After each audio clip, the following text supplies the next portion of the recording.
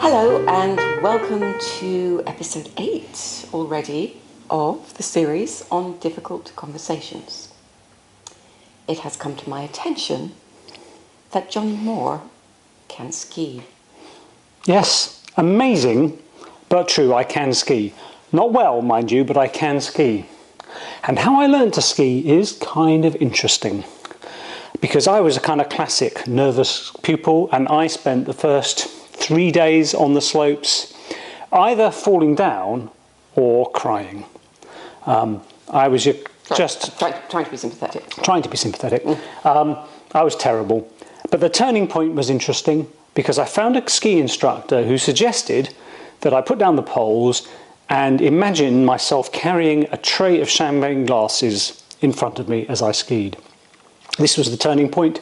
When I tried that out, I somehow found I could get down the mountain without falling over and not needing to cry anymore. Wow. And I think the way that worked, that playful suggestion worked, was it gave my conscious mind something to do that wasn't totally unrelated to the task. It obviously had something to do with posture and balance.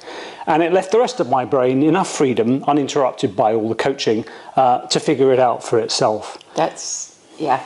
And we find that quite often when we're talking to people or helping people with their difficult conversations, that if we give them one very simple thing to think about, it helps to clear their mind of all the stories they're telling themselves and the things they're supposed to do. Let me give you an example of a current client who is having a difficult time with her boss.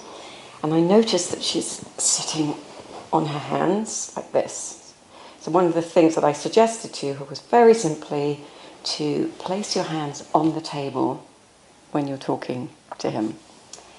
And she said afterwards, I just kept thinking about my hands and everything else came quite naturally. Yeah. Little tiny tilt. Yeah, so we call them tilts. I think because they're done in a playful spirit, no one feels under enormous pressure for them to work, neither the person trying them or us for offering them. And it seems to me that almost every time you try a tilt, there's something that you can learn from it and then embed in future performances or throw away if it hasn't quite worked for you.